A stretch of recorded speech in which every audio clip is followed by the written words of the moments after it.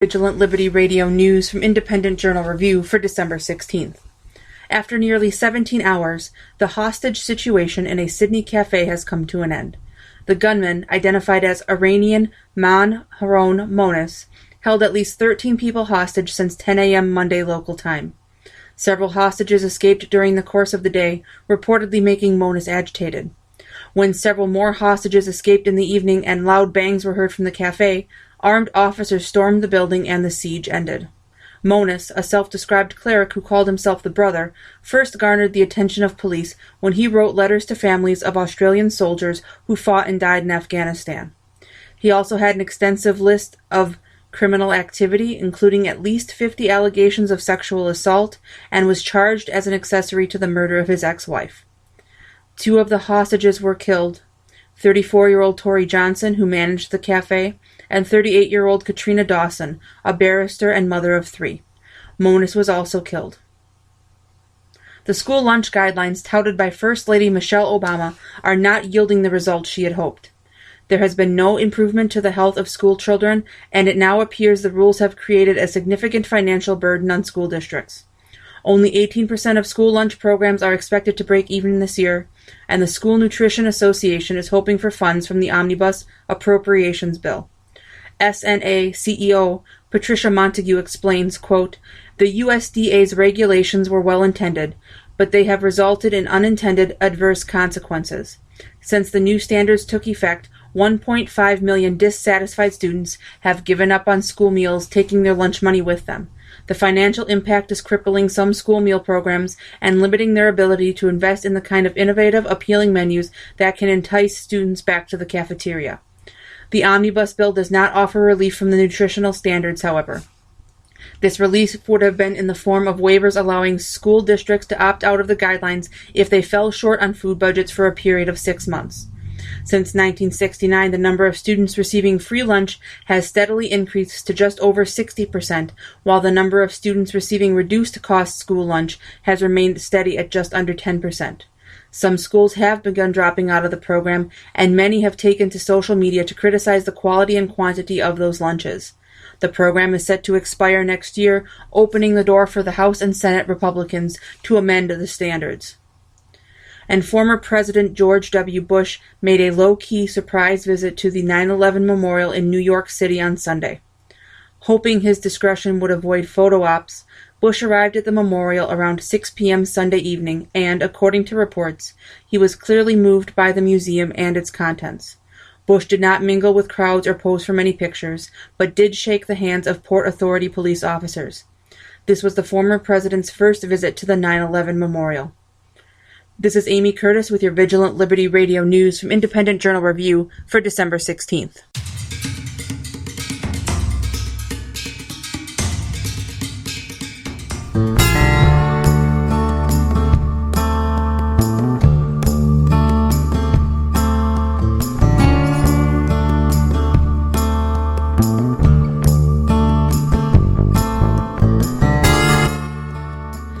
Welcome back to the show. This is The Right Mics with Mike Miller and Michael Hausum.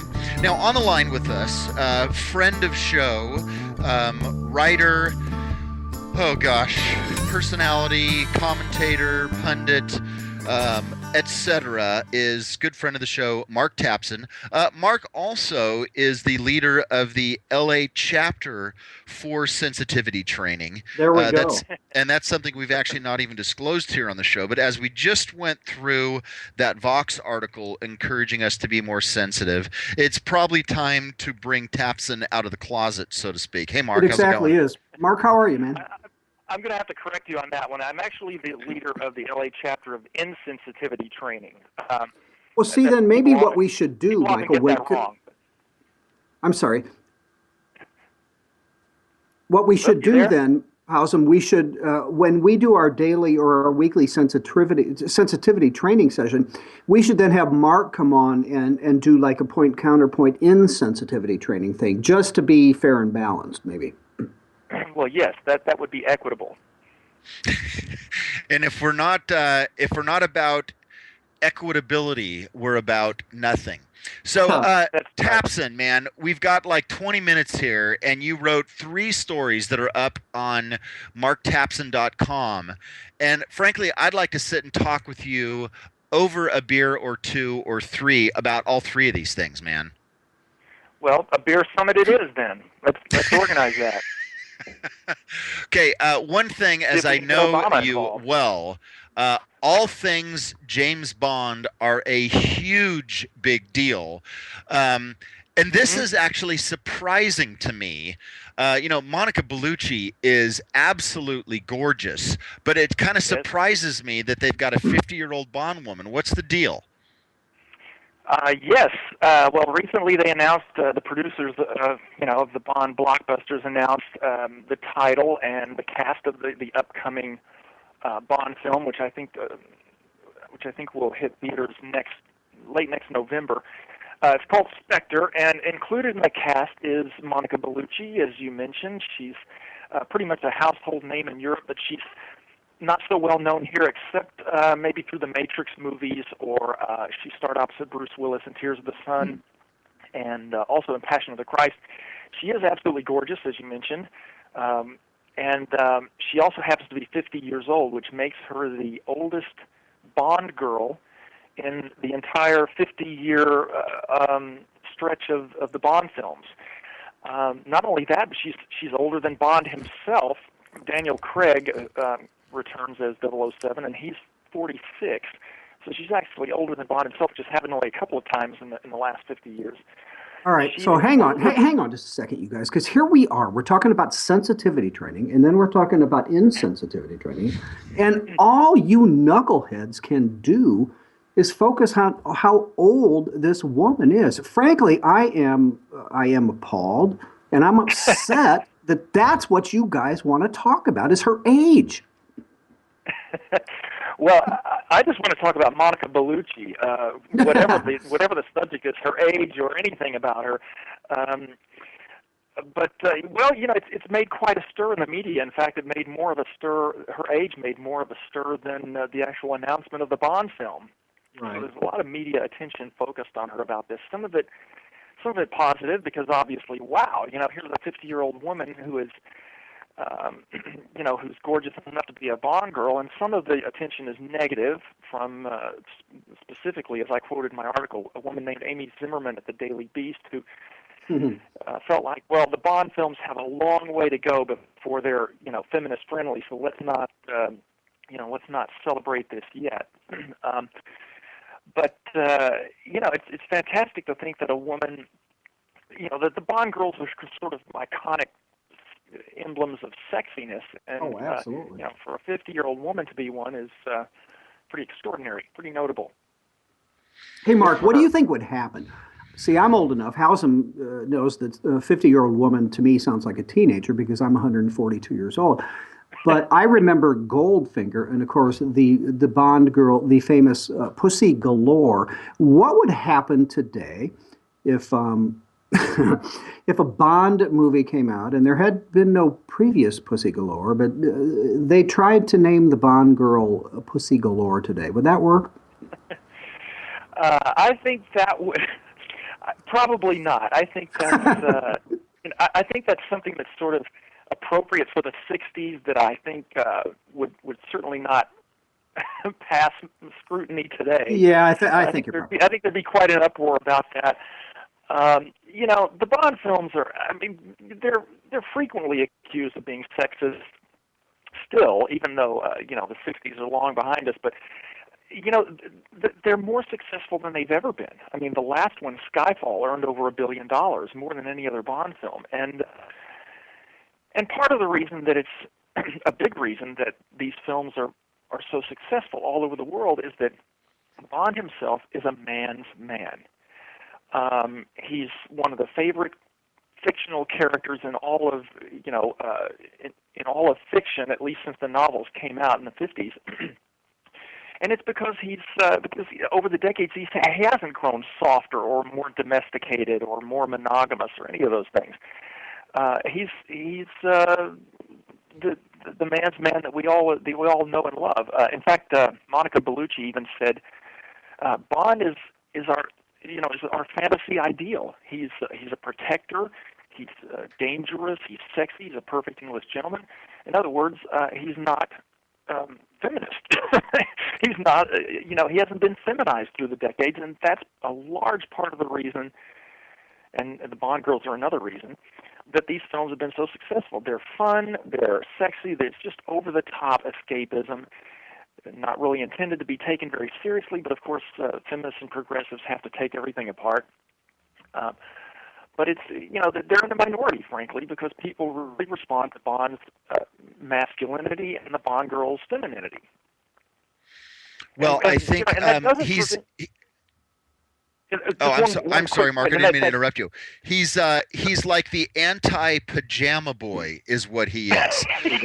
Now, what's funny is knowing that the new Bond movie was coming out. I liked Skyfall a lot. I did not like Quantum of Solace from, what was that, 6 years ago, something like that.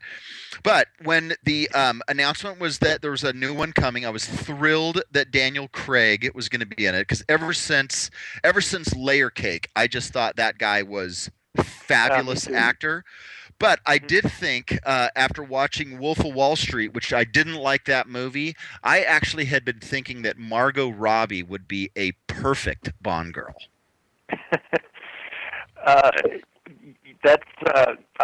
That's a pretty good choice. I have my own long list of actresses that I think would make great Bond girls, and someday I hope to be in a position to audition all of them. Well, all right. When I was a lot younger, I dreamed. I thought, wow, one day I want to be Bond in the Bond films, and now I'm a little too old for that. So I'm just hoping, to get a job in the casting office. Oh my gosh! Well, hey, wait a second, man. If I said if it would have a casting couch, then that probably would be an inappropriate question. We're a family-friendly show, Miller. I don't think we want to go right to that yet. Well, he talked about auditioning. That was very insensitive. It was extraordinarily insensitive to imply that there would be sexual relations in return for a position in a movie. All right. Now, what we need to do? I want to move on, man, because we've just burned 12 minutes, and I could spend another 12 minutes just talking about Margot Robbie. So, continuing our theme of sensitivity, Mark, I want you to explain the distinction that you make between sexy and sexist with regard to Victoria's Secret. Yes. Well, recently, just a couple of days ago, in fact, I guess a week ago at this point, the Victoria's Secret fashion show, that annual event, aired. And, of course, it was accompanied by a lot of tut-tutting from, feminists who feel that Victoria's Secret objectifies women. And I thought it was important to make a distinction between what is sexy and what's sexist. And I believe that Victoria's Secret, of course I'm a man, so I suppose I'm a bit biased, but I tried to remain objective throughout all my research for this article. I believe that it's sexy and not sexist. Now, Victoria's Secret sells underwear, so it sells underwear to women. So that's going to be the focus of what they do, is women's bodies and women's sexiness. And so that's, it's kind of the given that feminists have to deal with. But in terms of objectifying them, being sexy doesn't depend on being genetically perfect like the Victoria's Secret models. Any woman can be sexy, and other qualities apart from physical perfection make for sexiness. There are lots of beautiful women who are not sexy, and there are lots of women who aren't Victoria's Secret models who are very sexy. So it depends on things. Sexiness depends on things other than the body. But the Victoria's Secret underwear, it says nothing about the qualities of the woman wearing it. I mean, the feminists say, oh, only the body matters in these ads. But that, being sexy and wearing lingerie does not necessarily preclude you from having all kinds of other qualities, or having a great career, or being intelligent, or any of these other things. All right, listen, just to get back on the sensitivity side here, and to make sure that women and sensitive men listening to the show don't think that this is just all about women. I mean, Mark, to your point, I mean, guys can be sexy to women without being necessarily handsome.